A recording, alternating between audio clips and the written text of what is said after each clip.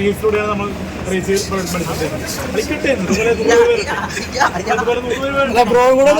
നാളെ മമ്മൂട്ടി പറയുന്നുണ്ട് അറിയിക്കണ്ടോ നല്ല കുഴപ്പമില്ല നമുക്ക് സുഹൃത്ത് കന്നഡ വന്നിട്ടുണ്ട്.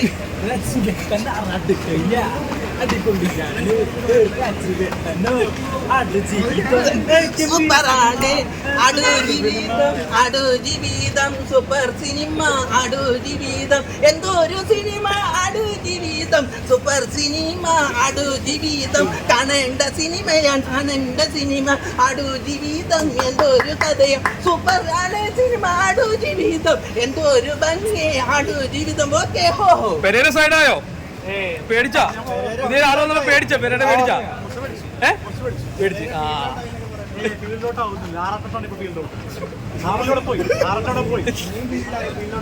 ആള് പുതിയ ആള് വന്നിട്ടുണ്ട്. എവിടുന്ന വന്നേ? കാസർഗോഡ്. എവിടുന്ന വന്നേ? കാസർഗോഡ്. എന്താ സൂപ്പർ സിനിമയാണ് ആടുജീവിതം. ഒന്നും പറയാനില്ല.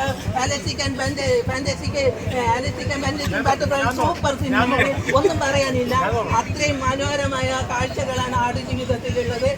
പാട്ടുകള് നല്ല പാട്ടാണ്. നമുക്ക് കുറെ പഠിക്കാനുള്ള കാര്യങ്ങളാണ് ആടുജീവിതത്തിൽ സംവിധാനം ചെയ്യുക ആടുജീവിതത്തിലുള്ളത്. അതിന് ആടുജീവിത പുസ്തകം വായിച്ചാലും അതിലും കുറെ അടുത്ത മരുഭൂമിയിലെ കഥയെല്ലാം ആടുജീവിതത്തിന്റെ പുസ്തകത്തിലുള്ള കഥയാണ്.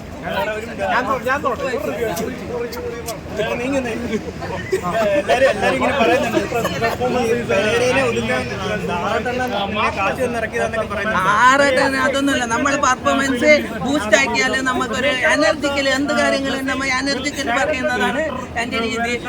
അതുകൊണ്ട് ഞാൻ അതുപോലെ ആർക്കും പകരമായിട്ട് വന്നല്ല. ഞാൻ എന്റെ സ്റ്റൈലാണ്. ആറാട്ടനെ കണ്ടിട്ട് പോലും ഞങ്ങൾക്ക് ഒരാഗ്രഹമുണ്ട്. പൃഥ്വിരാജ് സാറിന്റെ ഒന്നിച്ച് ഒരു ഫോട്ടോ എടുക്കണമെന്ന് ഒരാഗ്രഹമുണ്ട്. ഈ പാഠം കണ്ട ശേഷം ഒരാഗ്രഹമുണ്ട്. വെറൈറ്റിയുണ്ട്, ഫാമിലിയുണ്ട്, സീരിയസ് ഉണ്ട്, എൻഗേജിംഗ് ഉണ്ട്, അടിപൊളിയാണ് ഒരു കഥ, ഒരു പെരേര പേടിച്ചെന്നാ പറയണത് നിന്നെ കണ്ടിട്ട്. അതറിയില്ല. അത് അവർക്ക് എന്നെ കണ്ട ശേഷം എന്റെ അഭിപ്രായം നമുക്കറിയില്ലല്ലോ. ഭയങ്കര ഇഷ്ടപ്പെട്ടില്ല. കാണാറുണ്ടോ പെരേരനെ? എല്ലാത്തും ഇതിൽ കാണുന്ന ഇങ്ങനെ നിൽക്കുമ്പോ കാണാറുണ്ട്. ഫാനാണോ? ഞാൻ ആദ്യം കണ്ടപ്പോ ഒന്ന് മെയിൻറ്റെയിൻ ചെയ്തിട്ട് നല്ല ഇങ്ങനെ ആക്കി ത്രിമൂർത്തികൾ സെറ്റപ്പാണോ